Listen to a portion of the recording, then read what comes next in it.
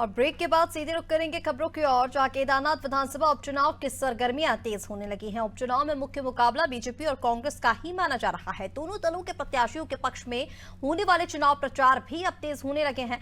कांग्रेस के प्रदेश उपाध्यक्ष सूर्यकांत धस्माना ने केदारनाथ उपचुनाव से जुड़े तमाम पहलुओं पर अनादि टीवी से खास बातचीत की। इस दौरान उन्होंने क्या कुछ कहा, आइए आपको सुनाते हैं।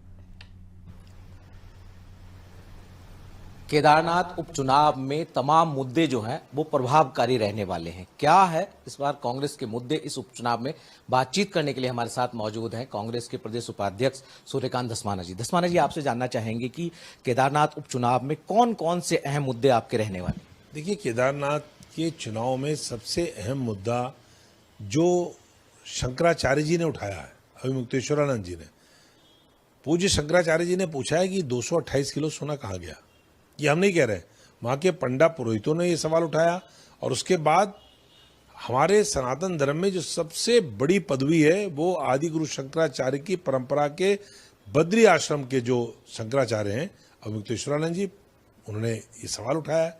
बहुत बड़ा मुद्दा है। पूरे यात्रा में अव्यवस्थाएं जो रही, बहुत बड़ा मुद्दा है। 31 जुलाई को जो आपदा आई, गुप्त काशी से लेकर के, गौरीकुंड से लेकर के, सोनप्रयाग से लेकर के और हेलीपैड तक मंदिर के जो पूरा वॉश आउट हुआ, कितने लोग हताहत हुए गए, आज तक सरकार नहीं बता पाई। आज तक सामान्य स्थितियां वहां पर नहीं हो पाई। यात्री जितने मरे हैं इस पूरे चार धाम यात्रा में इस सीजन में, मैं समझता हूं रिकॉर्ड है। 2000 जब से राज्य बना तब से लेकर अब तक इतनी मौतें कभी चार धाम यात्रा में नहीं हुई।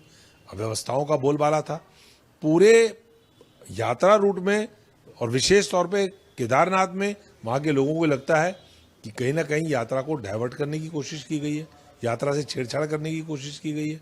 तो ये सारे मुद्दे हैं। इसके अलावा राज्य भर के मुद्दे हैं, बेरोजगारी मुद्दा है। धस्माना जी, बीजेपी का ये मानना है कि जो मुख्यमंत्री जी ने तमाम घोषणाएं की हैं, इन घोषणाओं के बाद इस क्षेत्र का चहुमुखी विकास होगा। आपको क्या लगता है? देखिए, मुख्यमंत्री जी ने घोषणा तो बद्रीनाथ में भी की थी, मुख्यमंत्री जी ने घोषणा मंगलौर में भी की थी, मुख्यमंत्री जी ने घोषणा जहां से वो खुद उपचुनाव जीत करके आए वहां भी की थी। वहां की हालत जाके देख लीजिए। पूरे उत्तराखंड के अंदर भारतीय जनता पार्टी ने जो घोषणाएं करी थी, उन घोषणाओं के अनुरूप पिछले 2 साल में और उसके पहले 5 साल में क्या किया। पूरे राज्य में बेरोजगारी अपने चरम पर है। इतनी बेरोजगारी आज तक राज्य में कभी नहीं हुई जो आज बेरोजगारी है।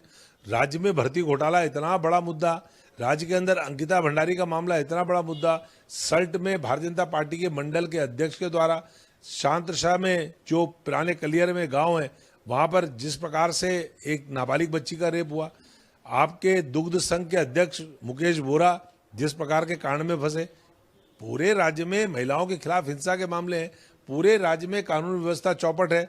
आप धर्म के आधार पर जो ध्रुवीकरण की कोशिश कर रहे हैं, उसके कारण जो पूरे राज्य में तनाव है, ये बड़ा बहुत बड़ा मुद्दा है। बीजेपी के नेताओं का ये कहना है कि जो कांग्रेस की गुटबाजी है, आपसी कलह है, खेमेबाजी है, इसका खामियाजा चुनावी परिणाम के तौर पर इस उपचुनाव में कांग्रेस को जो है वो भुगतने के लिए तैयार रहना हो। चलिए, कांग्रेस में जो गुटबाजी है, कांग्रेस में जो धड़ेबाजी है, कांग्रेस में जो भी है, भारतीय जनता पार्टी ये बतावे कि भारतीय जनता पार्टी में ऐश्वर्या क्या बोल रही है। भारतीय जनता पार्टी ये बतावे कि भारतीय जनता पार्टी में जो इतना भयंकर असंतोष, वहां पर जो टिकट की मारामारी थी, जिन लोगों को टिकट नहीं मिला, जो लोग जिस तरह की बात कर रहे हैं, उसके बारे में क्या राय है। महेंद्र भट्ट जी को तो अभी लोग भूले ही नहीं है। जो बद्रीनाथ का रिजल्ट आया राजेंद्र भंडारी का, कैसे चुरा करके ले गए और कैसे उसके बाद उनकी दुर्गति हुई, कौन भूला है अभी तक। कैसे हरियाणा से पकड़ करके मंगलौर में लाए करतार सिंह भडाना को, और करोड़ों अरबों रुपए खर्च करने के बाद भी चुनाव हार गए, ये कौन भूला है। तो इसलिए हमारे यहाँ क्या हो रहा है उसकी चिंता कम करें। भारतीय जनता पार्टी के अंदर अपने घर में क्या स्थितियां हैं वो ज्यादा चिंता करनी चाहिए। आप जीत के लिए पूरी तरह से आश्वस्त हैं?